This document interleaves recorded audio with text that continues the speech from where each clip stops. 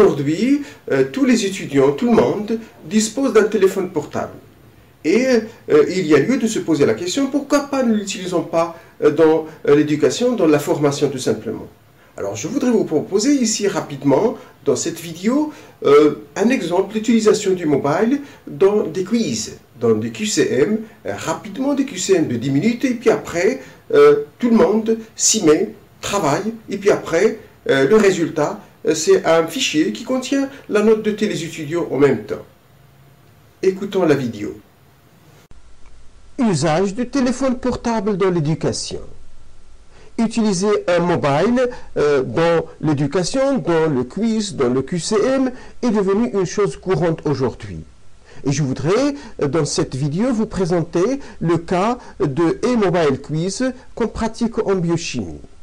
Et il s'agit tout simplement de demander aux étudiants d'utiliser leur portable dans la réalisation d'un quiz d'une dizaine de minutes par exemple, et qui peut porter sur des rubriques qu'on choisit ici, par exemple enzyme théorie, par exemple travail pratique, par exemple une autre rubrique ici, et puis après choisir le nombre de questions sur lesquelles ils seront examinés.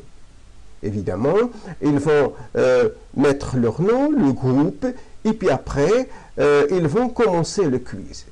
Alors, les questions, ils vont venir l'une après l'autre, et puis l'étudiant, il n'a qu'à choisir la réponse qui est convenable, après, bien sûr, penser un certain moment, et puis après, une fois rassuré de la réponse, il va cliquer sur valider, et puis après, il passe à la question jusqu'à la fin vraiment de toutes les questions, et à ce moment-là, en cliquant, il va envoyer tous les résultats à son professeur. Alors maintenant, comment ça se réalise pratiquement ce e-mobile quiz?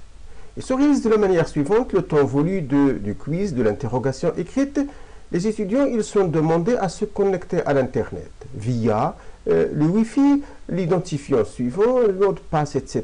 Ce sont des exemples ici. Ils seront tout de suite dirigés vers la page du quiz où ils vont répondre, comme expliqué avant, à leur quiz, en sélectionnant la rubrique ou le thème qui est ici travail pratique sur l'enzymologie, en sélectionnant aussi le nombre de questions, et puis après ils vont répondre aux questions, et en fin de compte, on aura, ou leur professeur recevra toutes les réponses sous forme d'un fichier avec les noms des étudiants, comme par exemple l'étudiant N qui appartient au groupe 5A ici. Il a choisi la rubrique qui est numéro 2, et puis après le nombre de questions c'est 5.